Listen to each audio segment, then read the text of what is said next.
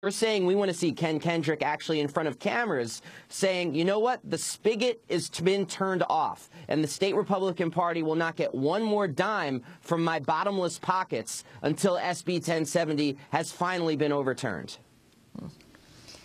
So have you seen a comparable reaction in the world of sports to what you're seeing right here as your response to the Arizona anti-immigration law?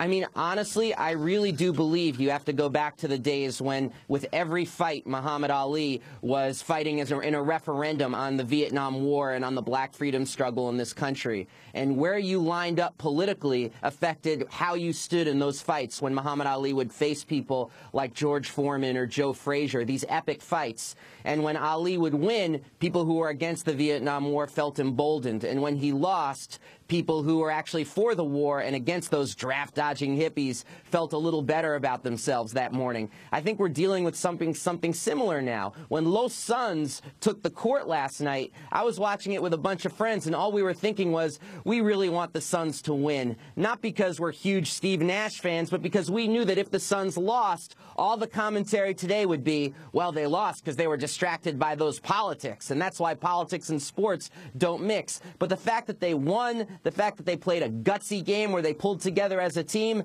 maybe people will draw different conclusions and say, hey, the team that stands together politically is the team that can also win on the court.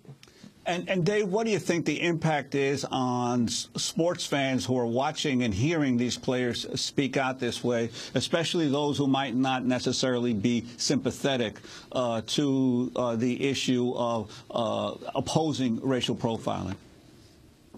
Oh, I think it's huge because I'm sure like you, Juan, and I'm sure like many people out there, I have a lot of friends who skip right by C-SPAN and go right to ESPN, who go right by Pacifica Radio and straight to sports radio, who leave alone the front page and go to the sports page. And so when these issues get raised in a sports arena, it actually reaches a far broader audience. I keep thinking of a quote by the late Stokely Carmichael, who was speaking about Muhammad Ali, and he said, Muhammad Ali is far more dangerous than I could ever be because he actually commands an audience that I could never command.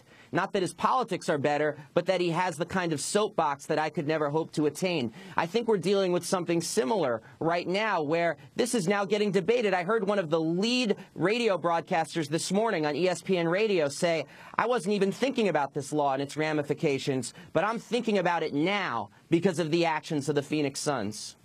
Well, Dave Zirin, I want to thank you very much for being with us. Sports columnist, author of a number of books, his latest, A People's History of Sports in the United States. His column is called The Edge of Sports.